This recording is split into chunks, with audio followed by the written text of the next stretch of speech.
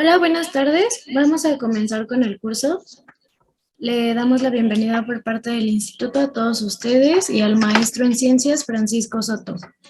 Rápidamente les leo un poco de su semblanza.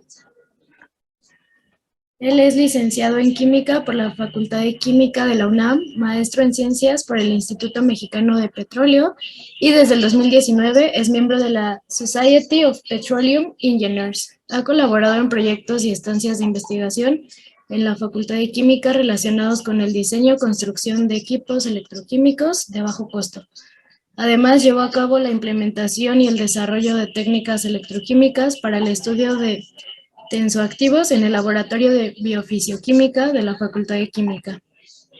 Por otro lado, en el IMP ha contribuido en varios proyectos multidisciplinarios, en particular en la síntesis y desarrollo de geles poliméricos, mismos que son empleados en la recuperación mejorada de petróleos.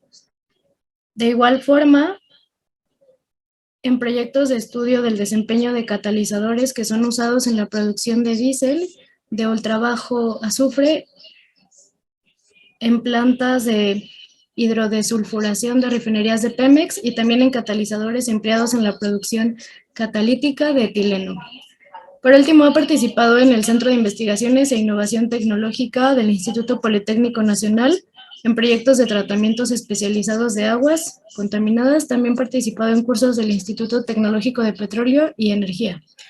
Le vamos a dar la bienvenida y le dejo compartir a usted. Muy bien, muchas gracias por esa presentación.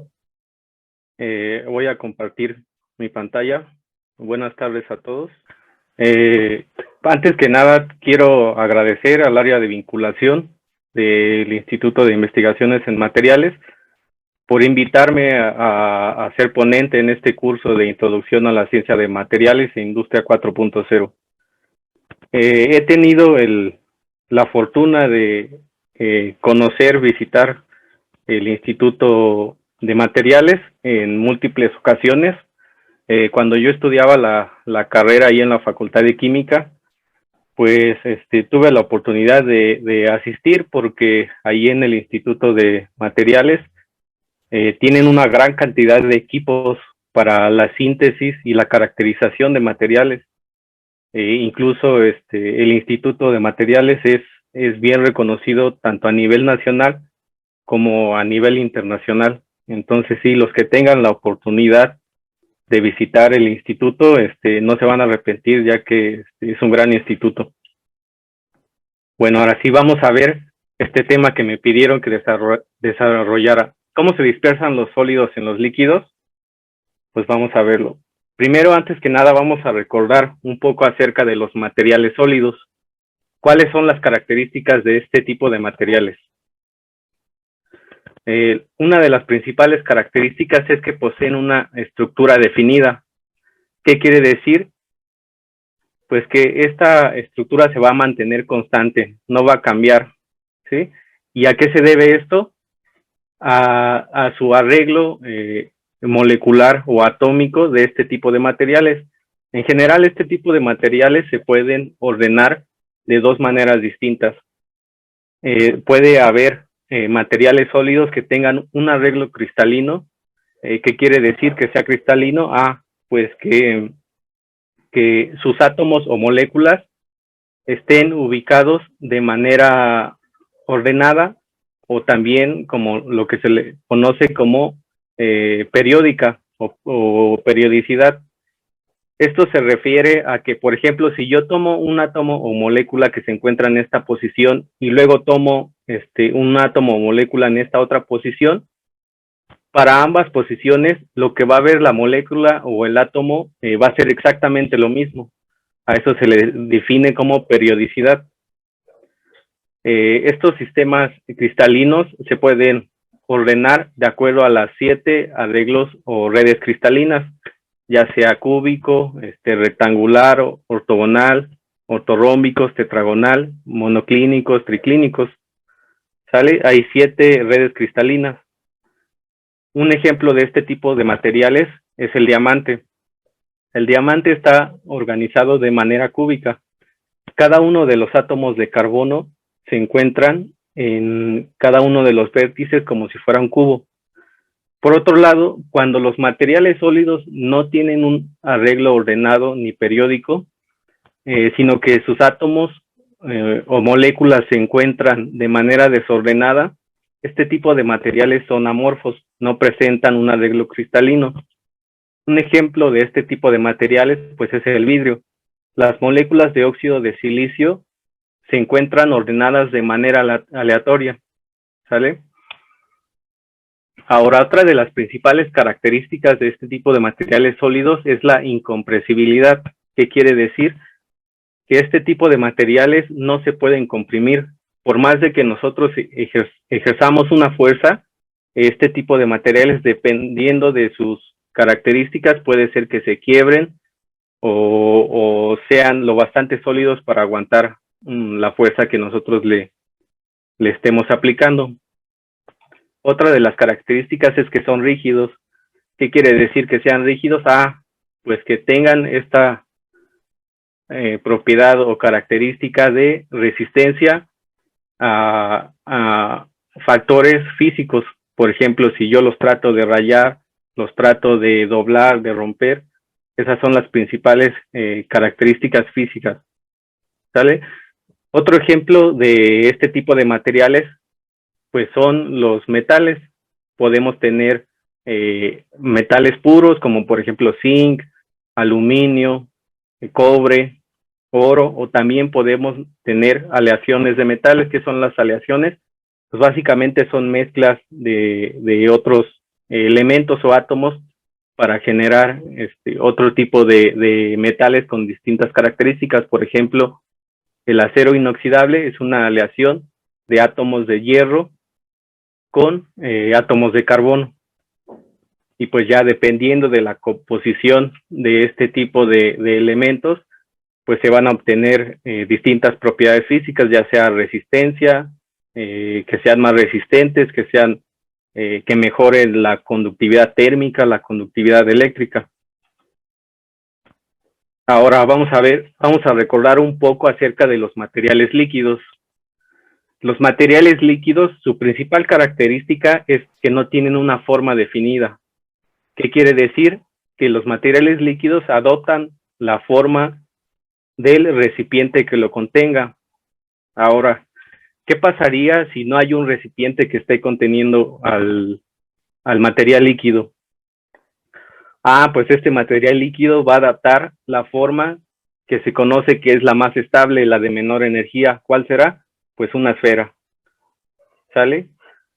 Como las esferas son las de menor energía, las formas más estables, por eso los planetas tienen esa forma, ¿no? Forma esférica.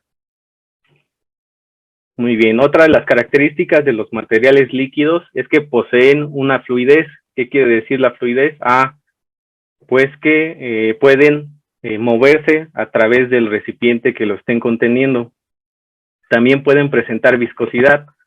La viscosidad es la resistencia al movimiento. Cuando un material líquido presenta una alta viscosidad, ¿qué quiere decir? Pues que sus moléculas que componen a este material líquido tienen unas interacciones muy fuertes, ¿sí? Por eso presentan alta viscosidad. Cuando las interacciones de las moléculas del líquido son débiles, su viscosidad disminuye. Otra de las características también de este tipo de materiales líquidos es la incompresibilidad. Al igual que los sólidos, este tipo de materiales no se pueden comprimir. Ahora, un poco breve resumen. Sabemos que existen materiales sólidos, líquidos y gaseosos. Los sólidos y líquidos no se pueden comprimir. Pero ¿qué pasa con los líquidos y los gaseosos? Los líquidos no tienen forma, los gaseosos tampoco tienen forma. Los líquidos presentan fluidez y viscosidad. También los gaseosos tienen esa capacidad de presentar fluidez y viscosidad. Pero a diferencia de los líquidos, los gaseosos sí se pueden comprimir. ¿Sí? Los materiales gaseosos sí se pueden comprimir. ¿Dónde podemos ver esto? Pues en las suspensiones de aire. Todas las suspensiones de aire, adentro tienen un gas comprimido, ¿sale? Bueno, ahora es importante conocer qué tipo de enlace presentan los materiales sólidos. ¿Por qué? Pues vamos a verlo un poco más adelante. Existen distintos tipos de enlace en los sólidos. El primero de ellos es el enlace covalente. Básicamente consiste en la compartición de electrones, ¿sí? Electrones de valencia para cumplir con la regla del octeto. Un ejemplo, como ya lo habíamos visto, el diamante. El diamante presenta enlace covalente. Generalmente este tipo de enlaces son de alta energía, son muy difíciles de romper, requieren de mucha energía. También se pueden presentar el tipo de enlace metálico. El enlace metálico consiste básicamente de que los núcleos atómicos de los metales, de los átomos metálicos, se comportan como si fueran una carga positiva. Los materiales metálicos tienen un arreglo cristalino, como ya habíamos visto. Eso quiere decir que sus átomos están ordenados. Y los electrones de los metales, como los metales generalmente poseen muchos electrones y poseen también varios niveles electrónicos.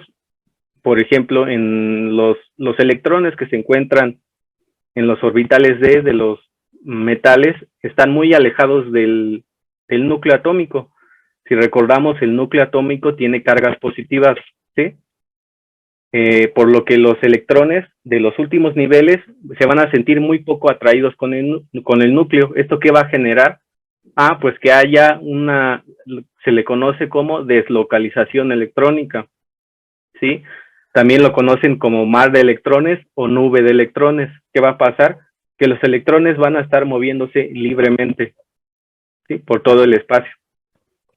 Este tipo de enlace en los sólidos también es de alta energía. Se requiere mucha energía para separar a los átomos.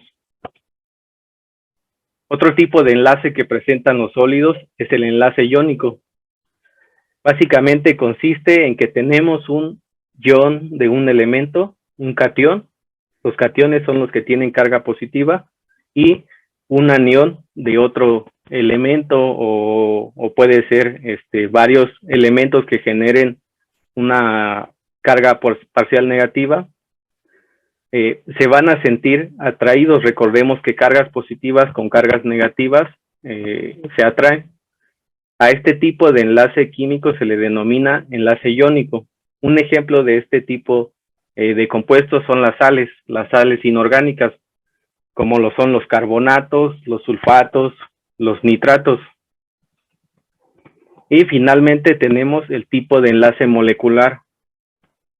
Este tipo de enlaces moleculares se dan por atracciones de tipo supramolecular. ¿Cuáles son esas atracciones de tipo supramolecular? Pues pueden ser las fuerzas de dispersión de London, interacciones de tipo dipolo-dipolo, interacciones de Van der Waals o interacciones puente de hidrógeno. Un ejemplo de este tipo de materiales pues son las ceras o parafinas, de lo que están hechas las velas, ¿sí? Ese tipo de materiales presentan una interacción de tipo de dispersión. La cera de las velas está compuesta básicamente de hidrocarburos del orden de cadena de carbono de C20 a C30, ¿sale? Por eso son sólidos, porque se van presentando una atracción de tipo de dispersión entre estas moléculas. Otro tipo de material que presenta este tipo de enlace es el grafito, con el que nosotros, los lápices con los que escribimos.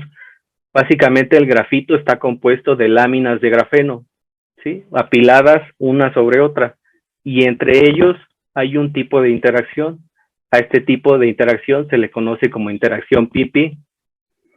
Es parecida al enlace metálico, en el que existe una deslocalización de los electrones debido a la estructura del grafeno, ¿sí? Las láminas de grafeno generan una interacción de tipo pi-pi. Muy bien. Ahora, ¿qué pasa cuando nosotros mezclamos materiales que son sólidos en materiales que son líquidos. Pues a eso se le conoce como sistemas dispersos.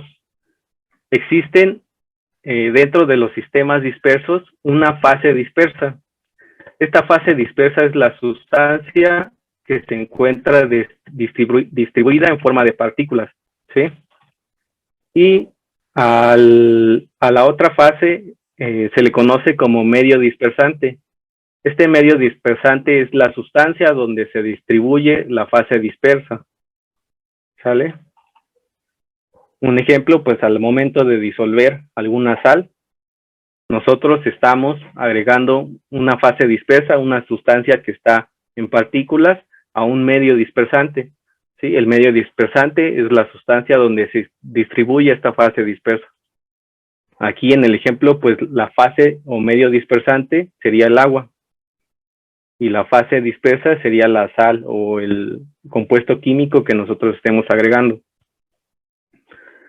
También se le conoce al medio dispersante, el que se encuentra en mayor cantidad, como disolvente. Y a la fase dispersa o el que se encuentra en menor cantidad, como soluto.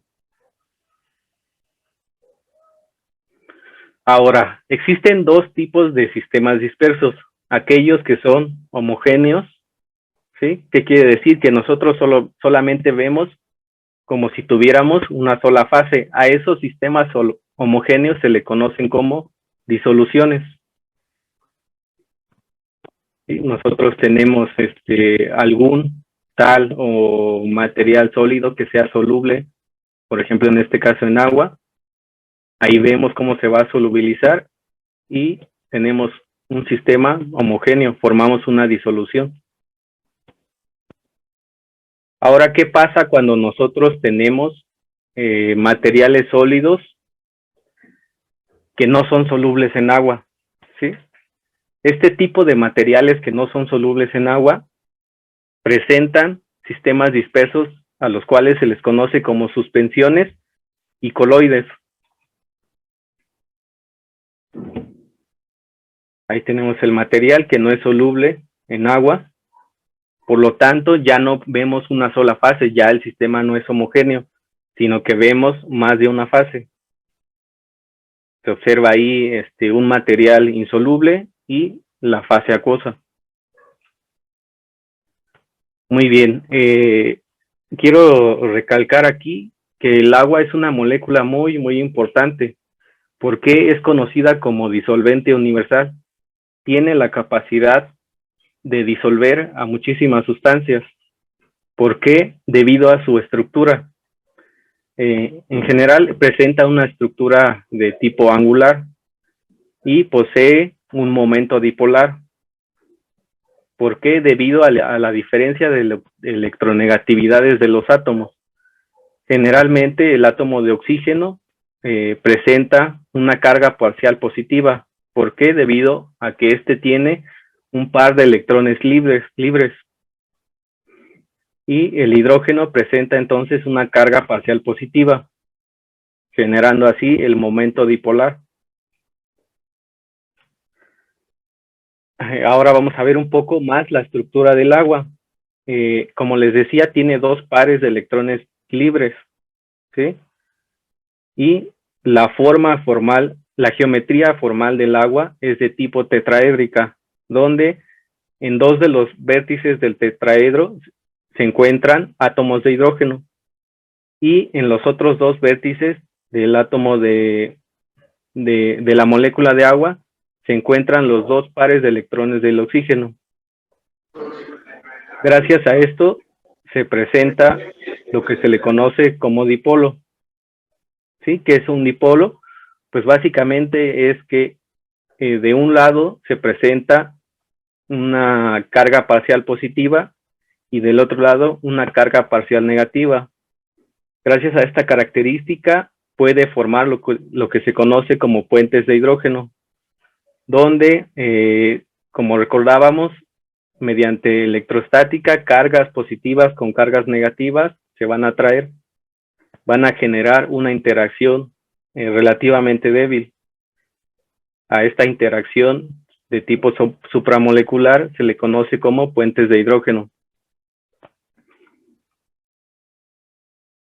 Muy bien, ahora, a mí me gusta cuando presento algún tema, presentar información que es más allá de la ciencia, ¿sí? Información que es muy importante, nos involucra a toda la sociedad. El agua, pienso yo que en un futuro, desgraciadamente, va a tener que cotizar como si fuera este, como si fuera un recurso. Bueno, en realidad es un recurso no renovable. Va a cotizar en la bolsa como si fuera petróleo o oro. En la actualidad, en México todavía no se ocurre ese proceso debido a que el agua se dice que pertenece a la sociedad en general. ¿Sale? Pero ¿qué pasa? En el mundo hay un estado en el que el agua ya cotiza en la bolsa. Ese estado es California, en Estados Unidos. En California el agua ya está privatizada, ¿sí? A partir de octubre del año 2019, el agua ya tiene un valor. Arrancó aproximadamente como en $500, ¿sí? El índice, la bolsa de Nasdaq, la de Nueva York. Y con el paso del tiempo, fíjense, a partir de aproximadamente abril del 2020, ya tiene una tendencia que va subida, ¿no? Y en la actualidad ya está en $1,200, ¿sí? Entonces, ¿cuánto ha subido desde que inició? Pues casi más del doble, ¿no? Entonces, pues hay que considerar eso, hay que ver que el agua es un recurso no renovable, hay que cuidarlo. Y pues ya ven cómo han estado estas crisis, por ejemplo, en el estado de Nuevo León, cómo sufrieron de sequía. ¿Sale? El agua está infravalorada. Muy bien, ahora vamos a continuar, ya que sabemos la importancia del agua y su capacidad para disolver un sinfín de materiales sólidos. ¿Por qué? Porque la molécula es dipolar. Muy bien, ahora vamos a ver lo que es una disolución. Una disolución básicamente es un sistema homogéneo a nivel molecular o iónico de dos o más sustancias puras que no reaccionan entre sí. Una de las características es que tienden a ser transparentes, no se pueden filtrar y presentan un grado de solubilidad. ¿Qué pasa? Si nosotros tenemos un material sólido que sea con enlace de tipo iónico, por ejemplo, aquí está un cristal de cloruro de sodio. Los cationes son los sodios, ¿sí? Poseen carga positiva y los aniones son los cloruros. Pues aquí se va a generar una interacción de las moléculas de agua con cada uno de estos iones. Gracias a esta interacción van a ser capaces de disolver este tipo de material sólido. Ahora, ¿qué pasa con materiales sólidos que son solubles en agua, pero no tienen este tipo de enlace químico, de enlace iónico, sino que tienen un enlace covalente, pero aún así son solubles? Pues fácil, la glucosa, el azúcar. El azúcar es soluble en agua, aunque no presenta un enlace electrostático, un enlace iónico. ¿Por qué? Pues porque la molécula de agua tiene estos grupos funcionales que se llaman hidroxilos, ¿sí? Estos hidroxilos están compuestos de un átomo de oxígeno y un átomo de hidrógeno, donde recordemos que los átomos de oxígeno poseen pares de electrones libres. Pues ¿qué van a hacer esos pares de electrones libres? Van a generar interacciones. La molécula del agua también tiene sus pares de electrones libres. Estos van a interaccionar con los hidrógenos que tienen ahí disponibles la molécula de la glucosa. ¿Sale? Así se forman las disoluciones para enlaces iónicos y enlaces covalentes. Muy bien, ahora ¿qué pasa? Como lo decía, cuando el material sólido no es soluble en el agua, Pues entonces estamos hablando de un sistema heterogéneo. Este está constituido por partículas de un sólido dispersas en un medio líquido en el que no pueden disolverse. Las principales características de este tipo de sistemas dispersos es que se pueden separar fácilmente. Pueden sedimentar. ¿Qué quiere decir sedimentar? Pues que debido al tamaño de las partículas del sólido, van a tender a precipitar en la disolución. Nosotros las separamos, hacemos una decantación o utilizamos un papel filtro. Otra característica es que sus componentes se pueden observar. Nosotros podemos ver las partículas que están ahí dispersas en el medio líquido. ¿Sí? Lo podemos ver. En el caso de las disoluciones, habíamos dicho que son homogéneas, no podemos distinguir los componentes, pero en el caso de las suspensiones sí. Tenemos ahí el material sólido disperso en la fase líquida. Muy bien. Un ejemplo de esto, voy a ponerles un video que recién encontré. Se trata de... recientemente han presentado unas bebidas alcohólicas en las cuales les agregan partículas de oro, ¿sí? El oro es comestible, ¿por qué? No tiene interacción biológica. Y ahí se ven, ¿no? Las partículas del sólido. Se encuentran ahí en esta disolución.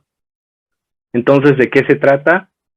De una suspensión, ¿sale? Es un sistema disperso, una suspensión. ¿Por qué? Vemos las partículas ahí en el medio líquido. Ahí se ven. Vamos a ver los coloides, ¿sí? Los coloides también recordábamos que eran sistemas ¿de qué tipo? Heterogéneos. Bueno, sistema que puede ser heterogéneo, ¿sí?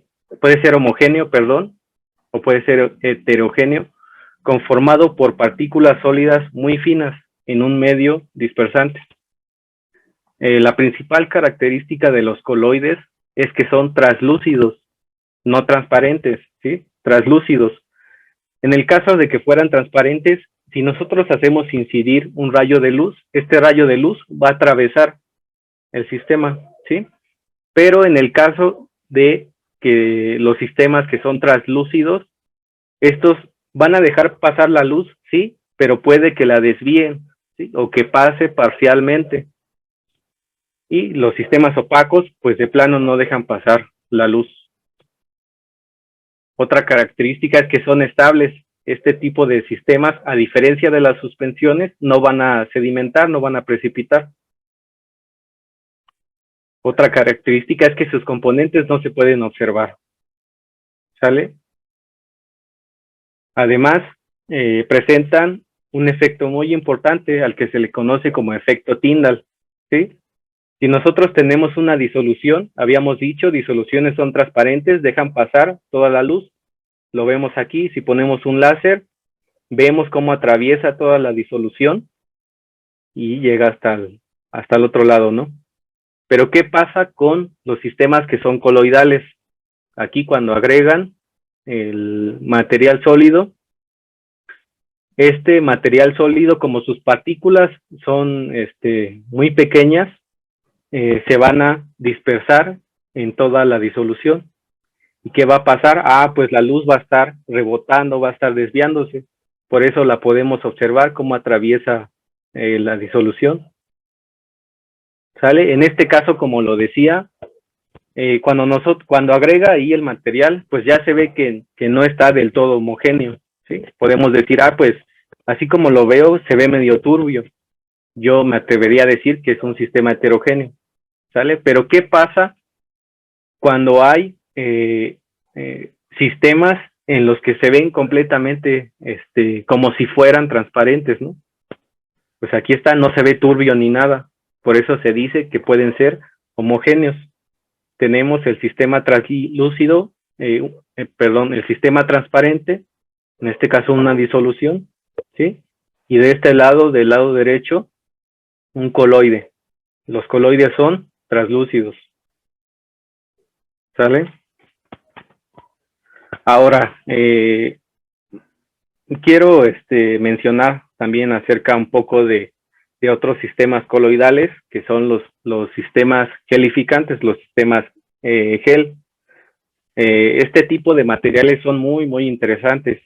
Sí, tuve la oportunidad de desarrollar mi tesis de maestría en este tipo de sistemas, en la síntesis y obtención de geles. En el caso de los geles, son coloides sí, pero ahora es al revés, donde la fase que va a estar en mayor proporción sería un sólido. ¿Cuál sería ese sólido? Pues las cadenas de polímero, ¿sí? Todo ese va a ser nuestro material sólido, nuestra fase que se encuentra en mayor proporción, y la fase que se encuentra en menor proporción va a ser el líquido, va a ser el agua. Las gotitas de agua ahí van a estar, ¿sí? Este sería, digamos, un sistema inverso. Bueno, este tipo de materiales son muy, muy interesantes. Ya si se llega a dar la oportunidad de que haya una plática o algo así, o lo pidan, nos organizamos y espero contar con el apoyo de vinculación y podemos ver una plática de este tipo de materiales y algunas de sus aplicaciones. Y bueno, ¿cuál es la principal característica? ¿Cómo diferenciamos entre los sistemas dispersos? Pues en el caso de la solución, las partículas van a tener un tamaño mucho menor a 1 nanómetro. En el caso de los coloides, las partículas sólidas van a estar del orden de 1 a 100 nanómetros. Y en el caso de las suspensiones, las partículas sólidas van a ser mayores a 100 nanómetros. Básicamente es el tamaño de las moléculas o átomos que se encuentran en la fase dispersa.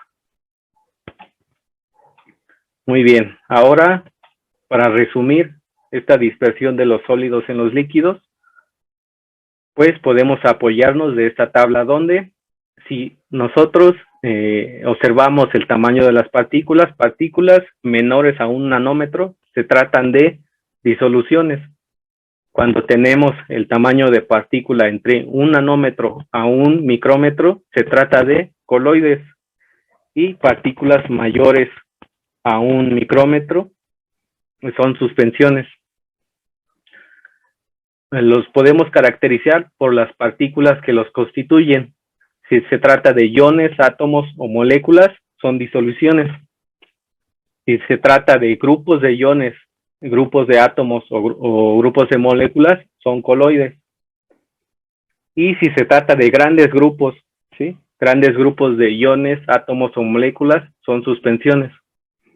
También nos podemos caracterizar por filtración. Si el sistema no se separa por filtración, pues es una disolución. Pero también puede ser un coloide. Y finalmente, como lo mencionaba, la principal característica de las suspensiones es que nosotros las podemos separar por filtración. ¿Qué pasa si nosotros, en lugar de utilizar, digamos, un papel filtro, utilizamos una membrana? Puede ser una membrana polimérica que tenga cierto tamaño de partícula. Las disoluciones no se van a poder separar. ¿Por qué? Son menores a 1 nanómetro. Las redes de los nanómetros puede que tengan tamaños de poro mayores a 1 nanómetro. Pero lo que sí se va a poder retener ahí en la membrana van a ser los coloides. ¿Sí? Si nosotros tenemos una membrana que esté del orden de estos tamaños de poro, sí vamos a poderlos separar. Y pues las suspensiones también, desde la filtración las podemos separar. No tiene caso que utilicemos una membrana. Otra de las características, como los mencionaba, es el efecto Tyndall. Las disoluciones no presentan este efecto, los coloides sí, y las suspensiones no. Lo único que vamos a ver es que va a haber no va a haber ni desviación de la luz. Va a estar ahí la partícula sólida pegando con la luz, va a estar pegando con la partícula sólida y ni siquiera la va a dejar atravesar. Otra de las características es la homogeneidad. En las disoluciones pues son homogéneas. Los coloides son homogéneos también. y las suspensiones no son homogéneas, tenemos un sistema heterogéneo. Ahora, vamos a ver un poco del transporte de la masa, ¿sí? ¿Cómo se va a mover o cómo podemos mover la masa a través de estos medios líquidos, ¿sí? El transporte de masa, o sea, el movimiento molecular a través de un sistema o medio fluido, ya sea en un gas o un líquido, a través de un sólido, ¿sí? ¿Cómo vamos a estar moviendo las partículas sólidas en un gas o en un líquido? En medios fluidos como los gases, las moléculas están relativamente alejadas entre sí. La velocidad de transporte será relativamente alta. ¿Qué pasa? Las moléculas del gas van a estar muy separadas. Entonces, los materiales sólidos van a fluir, pero ¿qué pasa cuando las moléculas están muy juntas? ¿Sí? Como ya lo habíamos dicho, van a presentar una mayor viscosidad, ¿sí? Entonces, el medio va a estar muy concentrado, va a haber muchísimas moléculas. Entonces, para transportar un material sólido en este tipo de medios va a ser más difícil, su velocidad de transporte va a ser menor. Ahora, ¿qué pasa? ¿Qué pasa cuando nosotros agregamos un material sólido, en este caso un cubo de azúcar, a una disolución? ¿Qué vamos a ver? Se va a ver así, ¿no? ¿Eso qué es? Ah, pues es cómo las moléculas se están moviendo, es un flujo, ¿no? Sí, hay movimiento aquí. Hay tres maneras de generar ese movimiento. El primero de ellos es que se da de manera natural, algo que se le conoce como difusión. Cuando nosotros agregamos un compuesto que sea soluble en agua, ¿sí? Este va a tender a difundirse, a moverse a lo largo de toda la disolución. ¿Sí? Se le conoce como gradiente de concentración. ¿Qué va a pasar? Ah, pues de un lugar donde yo tengo mucha concentración, ¿sí? Va a tender a dispersarse, a ir a lugares donde hay menos concentración. Se le conoce como gradiente de concentración, y cuando ya está completamente dispersado en el medio líquido, medio fluido, se dice que ya ha llegado al equilibrio. ¿Cómo podemos caracterizar la difusión? Ah, pues con la ley de Fick. La ley de Fick nos va a poder dar un coeficiente de difusión atribuido a qué, a qué tanto se mueve la molécula dentro del medio fluido, ¿sí? Aquí lo vemos, por ejemplo, tenemos de este lado alta concentración, de este lado baja concentración, pues va a tender al equilibrio, ¿sí? Ahora, hay otro tipo de transporte de masa, que es la convección. Existen dos tipos de convección: convección natural y convección forzada. La convección forzada es cuando nosotros agitamos. Nosotros vamos a estar agitando, pues vamos a favorecer el transporte de masa. Y la convección natural es aquella que se da debido a una alta temperatura. Recordemos que la temperatura que es el movimiento de las moléculas, la energía cinética de las moléculas. A mayor temperatura, las moléculas tienen mayor movimiento, y a menor temperatura, las moléculas tienen menos movimiento. Entonces, ¿qué va a pasar? Las moléculas que están a mayor temperatura, pues van a tender a irse a donde el sistema tenga un menor movimiento, ¿sale? ¿Dónde podemos ver esto? Pues en las corrientes marinas, ¿no? Por eso se generan las corrientes marinas. ¿Dónde podemos ver esto también? En el clima, ¿sí? Las nubes, la formación de nubes. ¿Qué pasa? El aire caliente se va hacia arriba. Arriba, a altas alturas, el aire está muy frío, ¿sí? Entonces, por eso se generan los vientos y todas estas corrientes de convección. Y finalmente podemos nosotros transportar la masa. En este caso únicamente es para moléculas o átomos que tienen carga, ¿sí? ¿Qué pasa si nosotros ponemos una placa, un campo eléctrico, por ejemplo, de carga negativa? Pues las moléculas que están cargadas de manera positiva van a sentir una fuerza eléctrica, ¿sí? Una fuerza de atracción, y se puede dar este transporte de masa que se le conoce como migración. Muy bien, ahora vamos a ver lo que es el movimiento browniano. Si recordamos nosotros el video que les había puesto, ¿sí ven el movimiento que tienen las partículas sólidas?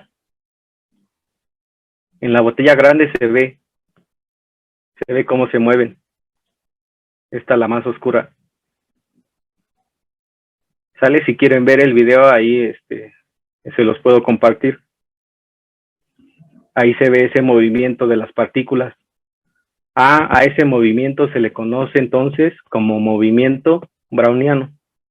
Este tipo de movimiento tiene una característica muy especial, y esa característica es que el movimiento es aleatorio, ¿sí? Las partículas se van a mover hacia cualquier dirección. El movimiento molecular de un sólido a través de un sistema o medio fluido, ya sea un gas o un sólido. ¿Sale? Ahí lo podemos ver. Si no ven el video, aquí está en esta imagen. ¿Sale? Vemos cómo las partículas de color rojo tienen un movimiento aleatorio. ¿Sí? Ese es el movimiento browniano. Es muy, muy importante.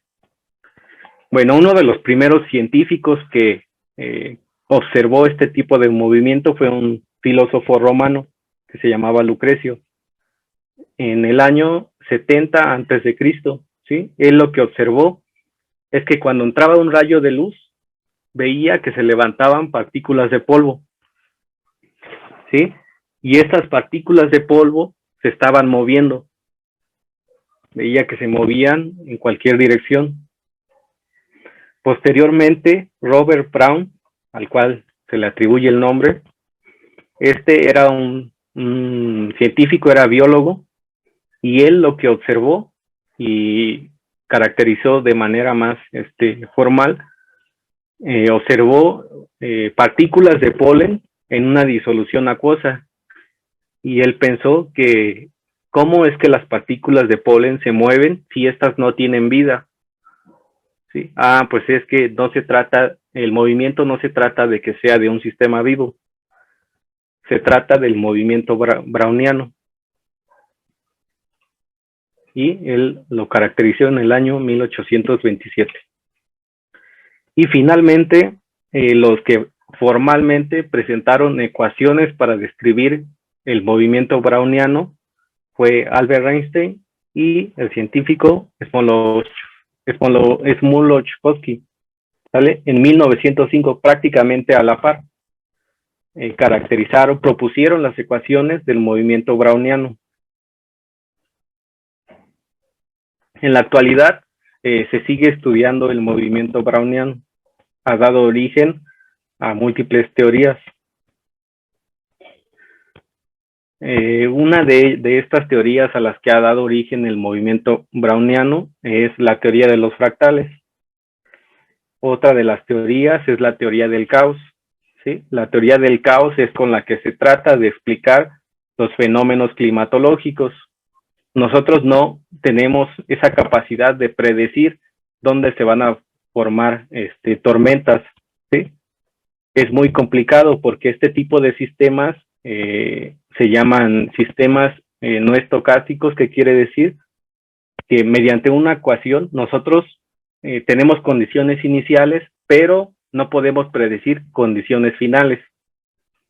¿Dónde más se aplica la teoría del caos? Pues en los sismos. Los sismos tampoco los podemos predecir.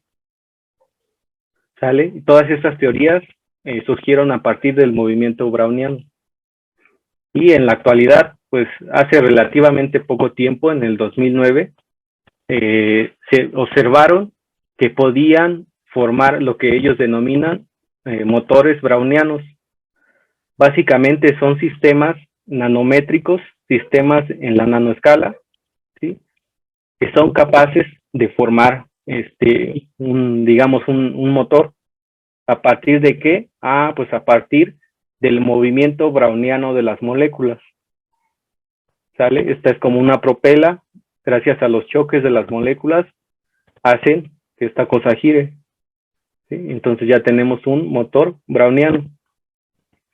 Mientras más avance la nanotecnología, se van a proponer este tipo de máquinas. Incluso estaba investigando y al parecer hay una rama de la nanotecnología que se llama nanorobótica, que se dedica a producir todo este tipo de máquinas. Finalmente, pues, ¿cómo nosotros caracterizamos los sistemas dispersos?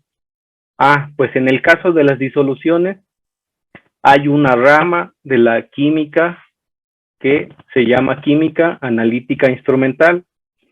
Esta se dedica a caracterizar este tipo de sistemas, las disoluciones. ¿A partir de qué? Pues puede ser mediante equipos electroquímicos, ¿sí? Donde utilizan distintas técnicas electroquímicas, voltamperometría, cronoamperometría, amperometría, hay muchas técnicas electroquímicas. Existen también los métodos espectroscópicos, ¿sí? Está la espectroscopía UV visible, de infrarrojo. Básicamente es la interacción de la luz con la materia. Y también existen los sistemas cromatográficos, ¿sí? Que se basan en la diferencia de las polaridades de las moléculas para poder caracterizar las disoluciones. ¿Y qué pasa cuando nosotros no tenemos disoluciones? ¿Cómo las caracterizamos? Pues por ejemplo, para el caso de las suspensiones, como las partículas habíamos dicho que son grandes, utilizamos microscopía óptica. Ahí nosotros podemos verlo como lo hizo Brown. En un microscopio óptico vemos ahí las partículas sólidas. Podemos determinar el tamaño de la partícula. También lo podemos hacer mediante la turbidimetría.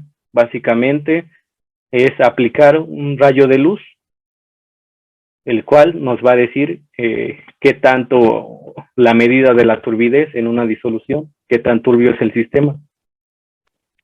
Se dice que también se pueden determinar tamaños de partícula ahí también. Lo que hace es que calcula un promedio del tamaño de partícula. ¿Y qué pasa cuando nosotros tenemos un sistema disperso que es un coloide?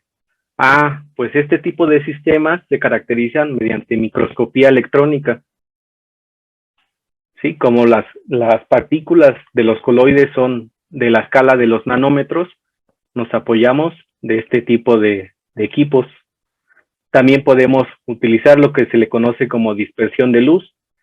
Es muy parecido al turbidímetro. Aplicamos un rayo láser, ¿sí? Igual determina tamaños de partículas. Podemos determinar tamaño de partícula y en el caso de la microscopía también la forma de las partículas. Existe otra técnica que se llama dispersión, no difracción, dispersión de rayos X. Esta es muy utilizada cuando se está trabajando con sistemas que se encuentran a la escala de los nanómetros. Podemos caracterizarlos, encontrar su forma, encontrar su tamaño. Y otra de las técnicas para caracterizar los coloides es el potencial Z. Pues básicamente es aplicar un campo eléctrico en una placa y vamos a ver para partículas que sean electrostáticas, podemos caracterizar qué tan estable es este coloide, ¿sí? Y si alguien conoce alguna otra caracterización, pues lo puede mencionar. Estas son las que yo conozco y las que he usado. Y pues, ¿dónde vemos este tipo de sistemas dispersos en la industria? Ah, pues en cualquier lugar, en los alimentos, por ejemplo, cuando nosotros tomamos un jugo que tiene pulpa, lo agitamos siempre, ¿no? Agitamos el boing antes de tomarlo. Ah, pues ese es un sistema disperso. ¿De qué tipo? Una suspensión, ¿no? ¿Dónde más? En la industria farmacéutica. Generalmente los fármacos son insolubles en agua, ¿sí? Entonces, ¿qué vamos a hacer? Pues vamos a generar un sistema disperso. Para que sea estable y no precipite, pues se pueden agregar muchos compuestos químicos que se llaman aditivos, se les conoce como aditivos. Pueden ser tensoactivos o a un sinfín de compuestos, ¿sale? Generalmente son las suspensiones, los jarabes. ¿Dónde más podemos encontrar los sistemas dispersos? Ah, pues en la síntesis de materiales. Hay muchos materiales que son insolubles en agua y de alguna manera los tenemos que solubilizar. Ah, pues utilizamos otro tipo de compuestos químicos, ¿sí? Síntesis de materiales. Otro tipo de industria en la que podemos encontrarlos, pues en los productos de higiene personal, todas las cremas, ¿sí? Algunos champús, todos esos son sistemas dispersos. Tienen un sinfín de compuestos químicos que les dan distintas propiedades. Otra área muy importante donde podemos encontrar los sistemas dispersos es en el tratamiento de agua, ¿sí? Tratamientos de aguas residuales. Todas estas industrias tienen un área específica para tratar el agua, tratamientos de aguas. Muy bien. Pues eso sería todo de mi parte. Yo espero que haya logrado transmitir lo poco o mucho que sé. Y pues quiero terminar con este mural que para mí es muy importante, me gusta mucho.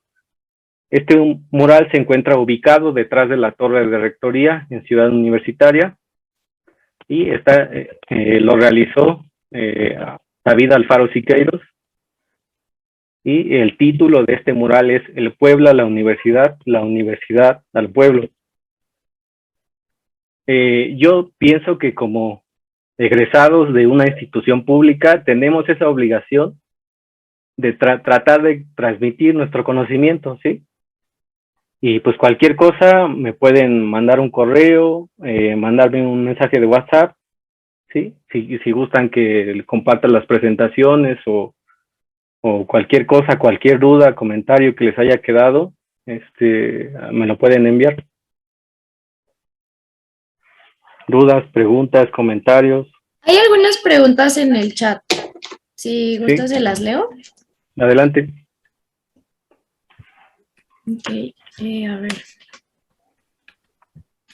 Wow, estuvo padrísimo. Gracias.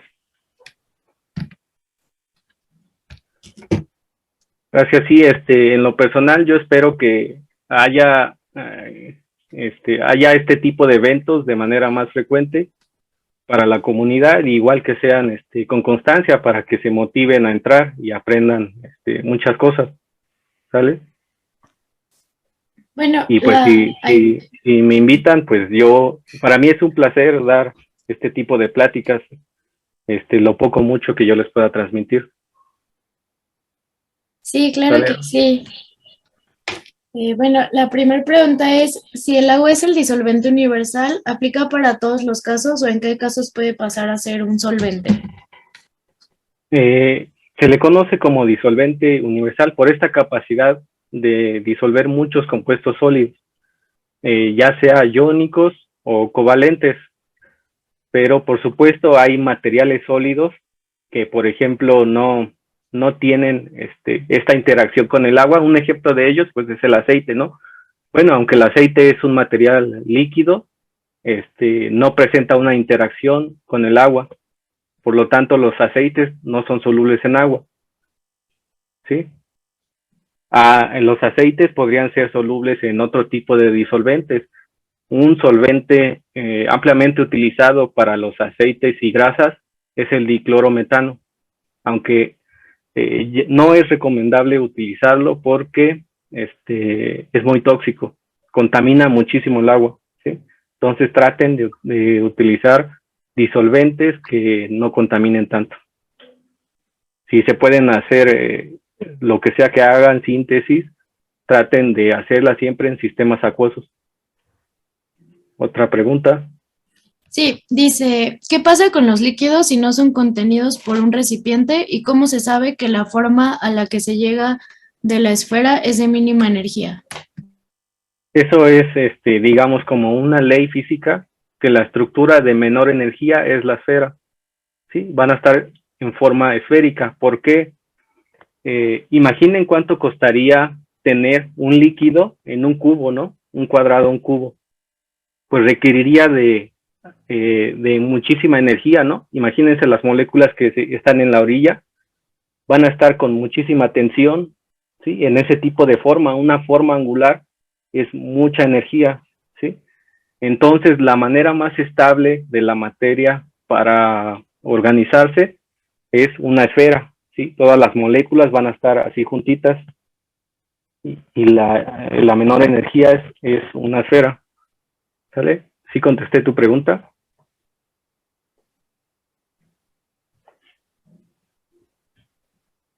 Bueno, ¿alguna otra pregunta, duda, comentario?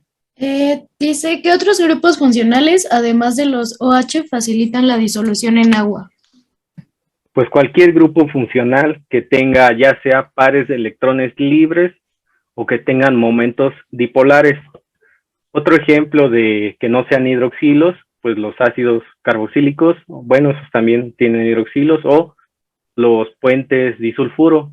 Básicamente es un átomo de azufre y un hidrógeno, ¿sí?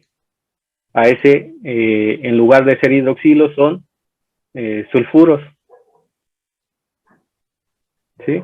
El átomo de azufre tiene dos pares de electrones libres también, se parece mucho al oxígeno.